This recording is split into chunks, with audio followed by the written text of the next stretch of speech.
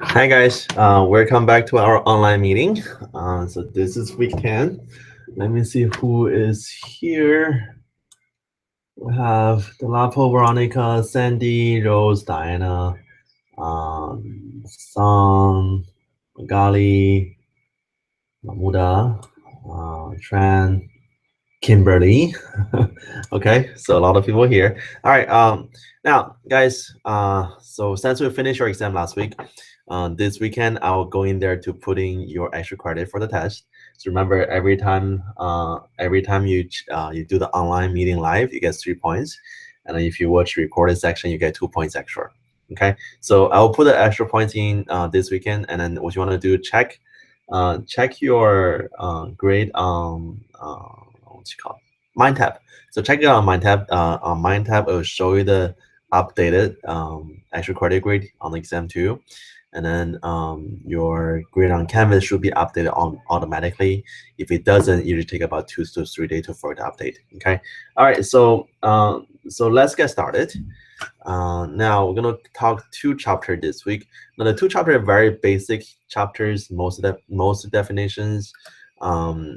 So if you guys again have any question, just ask them in the comment section. Okay. All right. So let's start on the PowerPoint.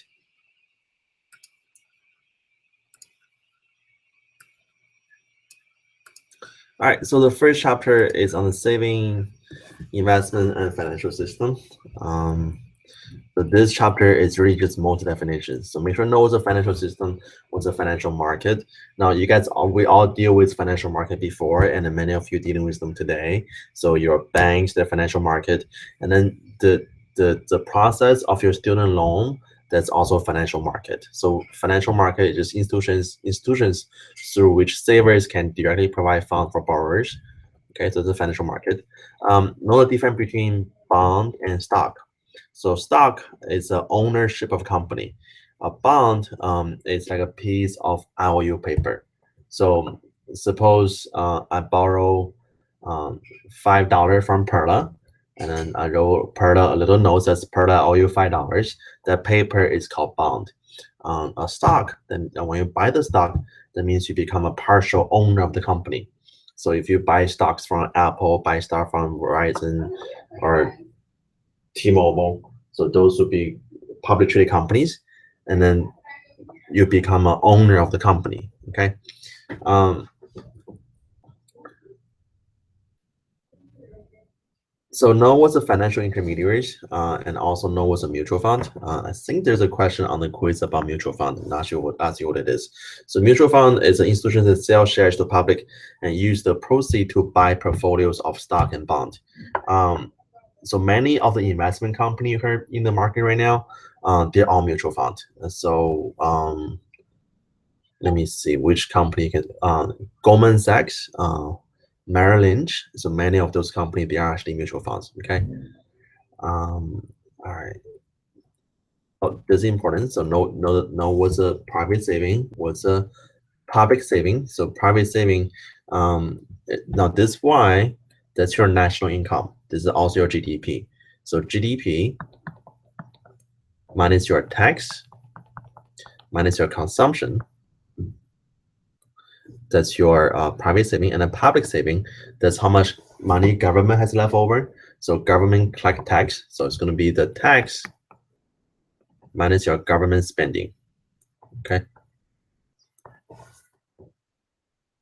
All right, so know these formulas. This is on your mind tab homework, so make sure you know this. The national saving is just your GDP minus consumption minus your government spending is your national saving. And then another way to put my national saving, if you remember your GDP equals to C plus I plus G plus NX, right? So what this is just investment plus net export. That's also national saving.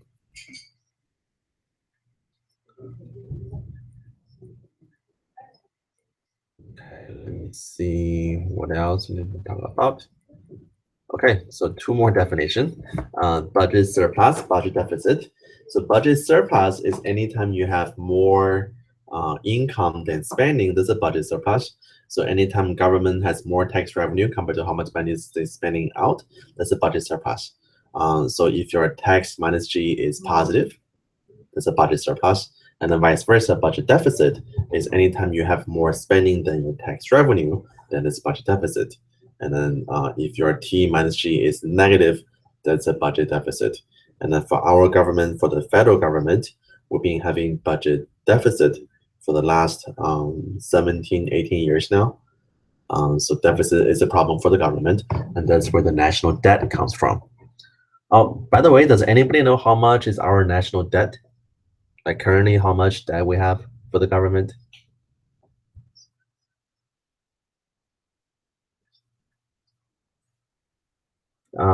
There is a website.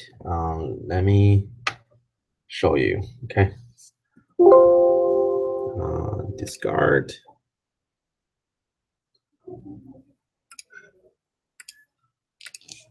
All right. So this website is called usdebtclock.org. All right, so this page has a lot of numbers, a lot of big numbers. So for our current US federal government debt is listed on the left corner here. It says 19,764,486 million and changes. So our current national debt is about almost $20 trillion. Now the next number is a little interesting. It says debt per citizens. That means each person, so you, me, your parents, your brothers, your sisters, your cousins, your nephews who's only 2 years old, everybody in America, that each person owes about $60,857. So that's how much debt we have. Okay. To have a, and over here shows you how much is our federal government tax revenue. So our revenue is $3.2 trillion. And then where's our spending? Is it on here? I'm hoping it's on here. Well, maybe not. Okay, but this shows you how much your government income is. All right, and also it shows your population. Okay, so let's go back.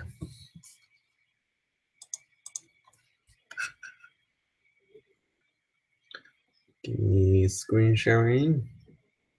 And there we go. All right, I'm gonna skip this. So this is just, guys, this is just basic formula calculation. So make sure you know how to do this, okay?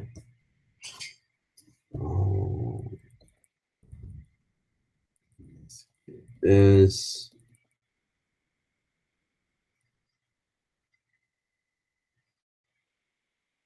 We'll learn what's an investment. The investment's purpose of new capital, okay?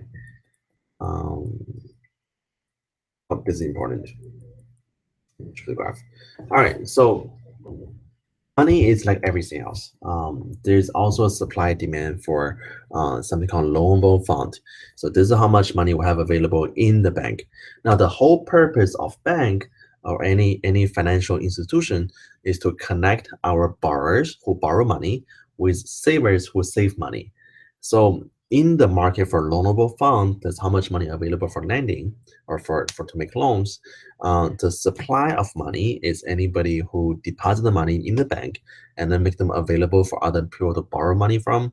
And then this price level, now notice we don't have price over here, but it's called interest rate. So for the supply of loanable fund, it depends on what the interest rate is. And then guys, imagine if Bank of America says that if you deposit your money with Bank of America, they will pay you a 10% interest rate. Then what are you going to do? You're going to deposit more money, right? So for our supply curve for loanable fund, it's positively correlated with the interest rate. So at a higher interest rate, more funds available for lending, and the lower interest rate, less funds available for lending. Now, the demand curve is reversed. So demand curve is people who want to borrow money. And then at a higher interest rate, that means borrower need to pay back more money. At a lower interest rate, borrowers need to pay back less money.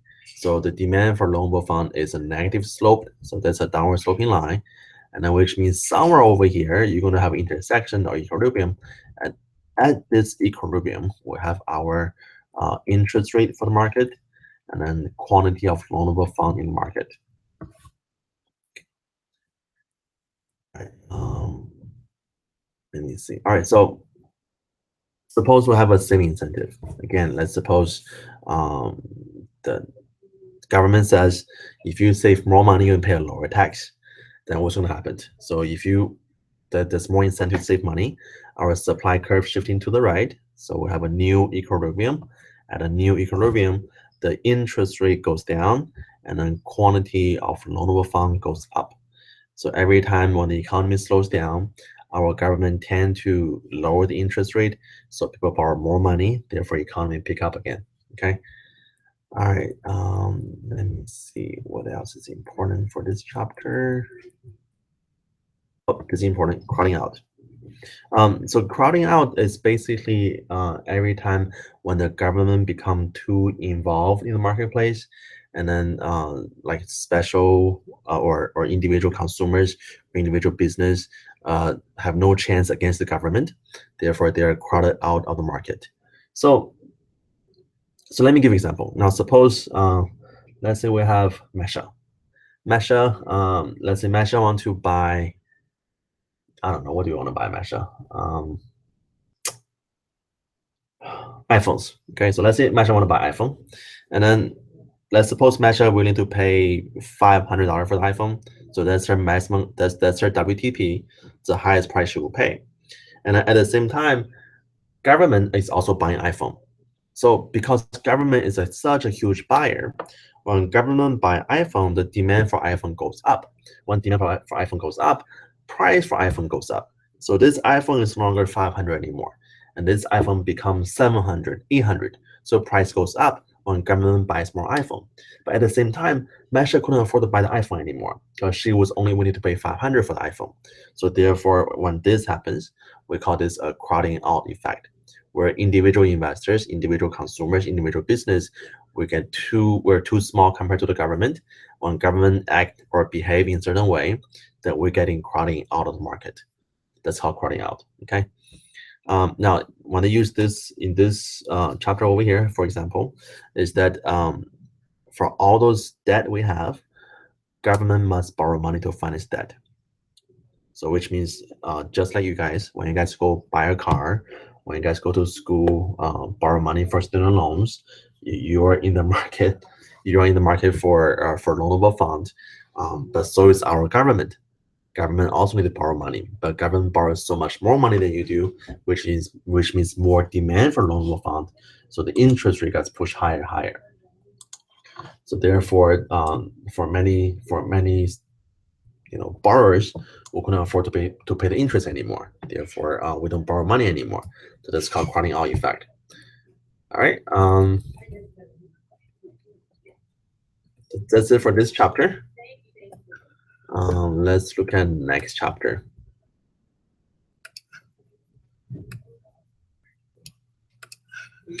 So the basic tool for finance. Before I get started, let me ask everybody a very simple question. Who want to make money? I wait. Let's see who answered first. Okay. So who want to make money? Let me rephrase. Who wants to make a lot of money? All right, Masha, first one. Okay, so guys, if you want to make a lot of money, do this. Get a finance major. Okay, so go get a finance degree.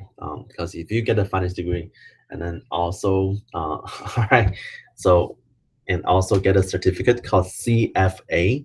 So if you have a degree in finance and also get a CFA certificate, you will be guaranteed to make a lot of money. Because what you'll be doing, you'll be either a portfolio manager, the manage of the stock portfolios, or you can become a broker or trader on stock market. Okay, so they make a lot of money. Imagine making $5 million for salary and then $20 million as an annual bonus. That's how much money you'll be making. Okay, so this is the beginning of your new life. Okay, so the basic tool of finance. So let me teach you some basic stuff over here. So finance is well, that's not a very good definition. So first, present value, future value. Now, if you guys watch the discussion posting, then we talk about the investment for a cup of coffee, and then I actually show you how to do the present value, future value in Excel sheet. So make sure you know how to do that. Okay, so I think some of the questions on the quiz, also on your homework, are related to the present value, future value. So present value is how much of the investment is worth in today's dollar. And then future value is how much of the investment is worth in the future. Remember in Excel, the command for future value is basically FV. So the future value equals to the formula for it is your initial deposit times 1 plus interest rate to the number of years.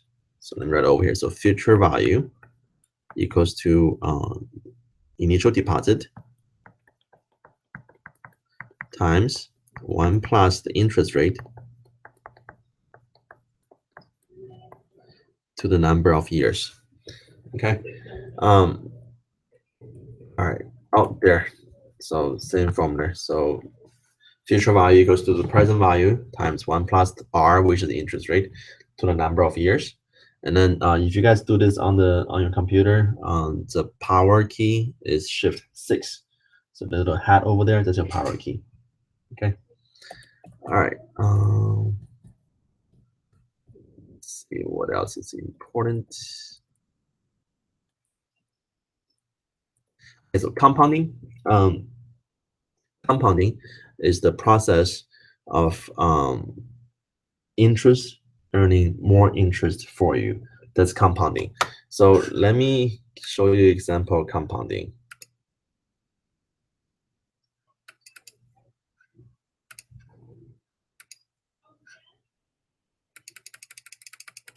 All right, so let's suppose we deposit, so today we deposit $100. And then let's suppose we have an interest rate 10%. It's called this present value, so PV. Now, so after 1 year, so 1 year later, you're gonna have more money in the bank. Now, how much money do you have? That you still have your $100, and plus the 10% of your $100. So 10% times 100. $10. So you have a total of $110.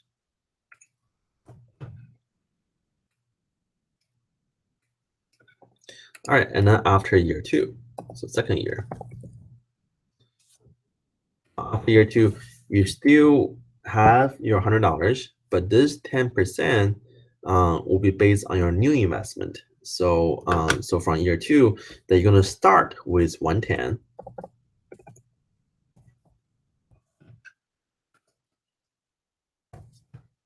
And you're gonna earn a 10% of your last year's investment.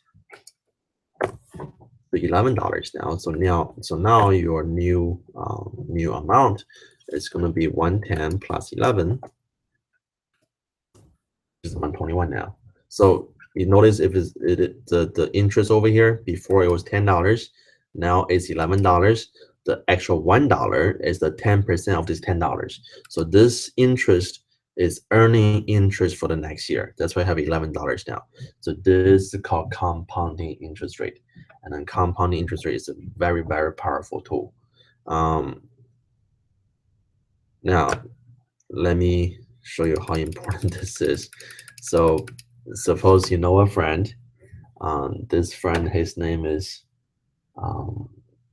Jesus. Okay, so Jesus will deposit $100 for you, and this deposit earns 1% interest rate, so very, very minimal interest rate. And then he'll open an account for you in the year 0.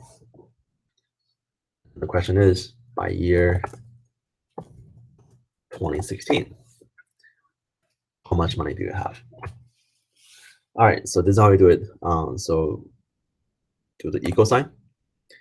Your present value, so initial deposit of $100 times 1 plus your interest rate 1% to the power of 2060. All right, so what this will show you, this show you how much money you have by opening a bank account that pays 1% interest rate for 2016 years. All right, you guys ready for this? Yeah? All right, let's find out. Oh, from Excel, currency. All right, so after 2016 years, you're gonna have $51 billion. That's the power of compounding interest rate. So when the interest is earning interest for you, it's like a snowball effect. Your money grow bigger, faster, bigger, faster. Okay. All right. So that's compounding. Now, rule of 70 is a very basic estimate. It says, remember, this is just an estimate. It just says that whatever interest is. So if you use your number 70 divided by your interest rate, it will show you roughly how long it would take to double your money. So if your interest rate is 5%, then it will take about 14 years to double your money, and the interest rate is 7%, it will take about 10 years to double your money. So just shows you how long it takes to double your money, and then depends on different textbook. Some textbook call this one the rule of 72. Some textbook call this one rule of 70, but they're basically all the same thing. Okay.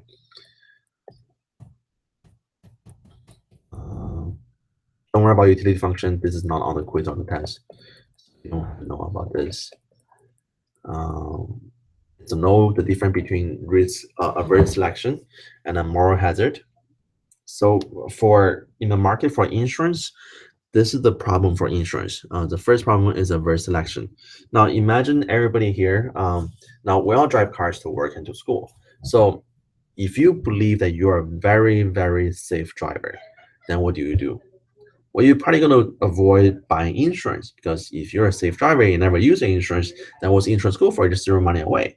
So averse selection says the only people who buy insurance are those who are at risk of using insurance. So which means only the bad driver will use insurance. So that's called averse selection. Okay, and then moral hazard it means that when we buy insurance, we change our mindset, we change our behavior, we actually become more risky. So I mean, in some cases this is true, because if you have insurance, you tend to be more risky in your life, take on more risk. So you probably tend to drive faster if you know that insurance pay for everything. You tend to engage in reckless behavior such as skydiving if you know that you have a very generous life insurance in your family. So those are called moral hazard. Okay, so this is the problem with insurance. Let me see. Diversification. This is a very important concept for investment. Is basically saying that do not put all your eggs in one basket. Imagine, guys, ever heard of a company called Enron? I know many of you guys are very young. You've probably never heard it before, but back in the late 1990s and early 2000, there was a company in Houston. It was called Enron. Now, Enron was like the company of Houston. That everybody all look up to Enron. Enron back then is like Apple today. So it was a very famous company. And then something happened. Enron went down, and then many investors who invested money in Enron, they lost everything they have. So if you do not do diversification, that you put all the investment into Enron, when Enron went down, you lost everything you have. So that's why you should do a diversification. So diversify your investment. Do not put all the egg in one basket. Try to invest in different companies. Therefore, if one company goes down, then you still have your investment from other company to cover your losses. So that's called diversification. And then the best way for diversification is called index. Let's skip this. That's not important. Index, where are you? Oh, let's talk about this first. So something called efficient market theory or efficient market hypothesis. Um, the market by itself is very, very efficient. So the stock market is very efficient, or the financial market is very efficient. So nobody can consistently outperform the market. That the market is always driven by news. So unless you have insider information, which means you're what's her name again? The lady on the TV show teach you how to do hot stuff. Martha Stewart. So unless you're Martha Stewart who does insider trading, or you have a magic 8 ball that tells you all the future informations, you cannot consistently outperform market. So all you're doing is educated guess. That sometimes you do good, sometimes you do bad. And then to test the theory, back in 1980, there were the researcher in San Francisco, UC San Francisco. They went to San Francisco Zoo. They borrowed 3 monkeys from the zoo, and then they went back to the lab. And then in the lab, they will put like different company names on the wall, and then they would teach each monkey to throw 3 darts on the wall. And then wherever the dart hit, the researcher would select the companies. So between 3 monkeys, 3 darts each, the researchers select 9 companies to invest in. So what they did, they put money into these 9 companies. So this little money, this monkey portfolio, and then the researcher will invest the money, and then they will hold on to the investment for the entire year. And then by end of the year, they will compare this monkey portfolio to the portfolio that's managed by portfolio managers or stock managers. So in 1982, this monkey portfolio outperform 55% of the real professionals. Doesn't mean the monkey is smarter than the real professionals. I definitely hope not. It just means the market is very, very efficient, that everything you do is all educated guess. Okay, so this is called efficient market hypothesis. All right, so we just talk about. All right, so index is the investment strategy of instead of investing into one company, you invest into a mutual fund which has a huge group of different company in it. That's called index. So for this index fund, there are many type index fund, and then they also break up by different regions of the world. They have different market of the world. They have different industries. So there is an oil index. There is the S&P 500. There's also index, and then there's another index. You guys probably heard it before. What's that? God, drawing blank here.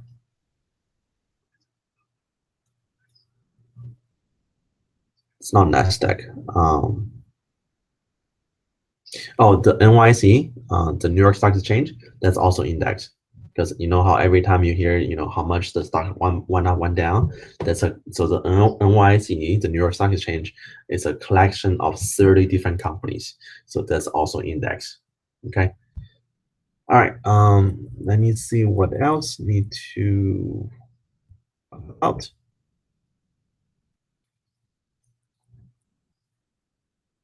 All right. So that's it for this chapter. Does anybody have any questions for me for today?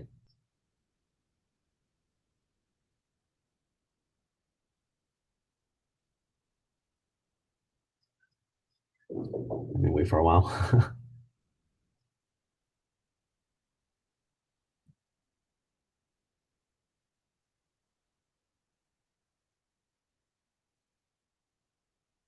Okay, all right. So guys, if no questions, let's end it here today. And then, so guys, do your homework, and then don't forget to check your grade on MindTab and also Canvas to see what your updated exam 2 grade is.